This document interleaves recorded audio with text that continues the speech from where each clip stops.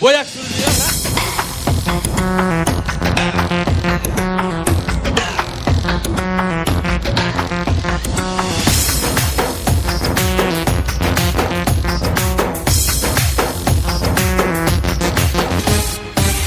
حال خبردار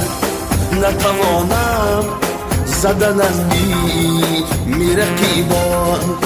حال خبردار نتوانم زدن از میره قیبان این توانم که بیایم به محلت به گدایی این توانم که بیایم به محلت به گدایی من ندانستم از اول که تو به مهر و وفایی عهد نابستن از آن به که ببندی و نپایی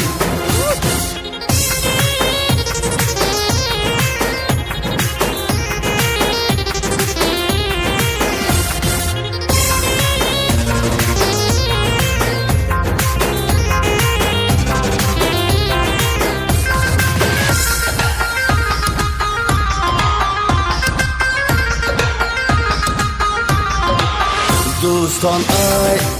بکنندم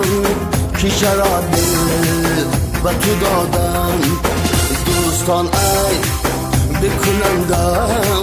که شراب دل به تو دادم باید اول به تو گفتن که چنین خوب چرایی باید اول به تو گفتن که چنین خوب چرایی من ندانستم از اول که تو به مهر و وفایی عهد نابستن از آن به که ببندی و نپایی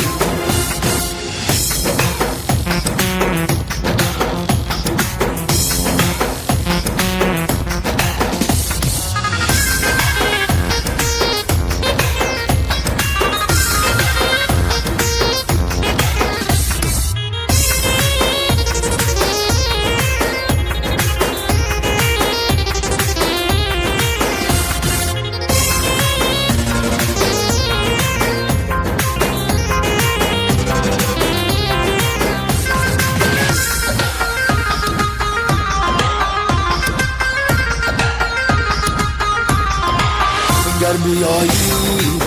دهمت جان ور نیایی کشدم غم گر بیایی دهمت جان ور نیایی کشدم غم من که باعث بمیرم چی بیایی چی نیایی من که باعث بمیرم چی بیایی چی نیایی من ندانستم از اول که تو به مهر و وفایی عهد نابستن از آن به که ببندی و نپایی عهد نابستن از آن به که ببندی و نپایی عهد نابستن از آن به که ببندی و نپایی زنده باشه تشکری به پایان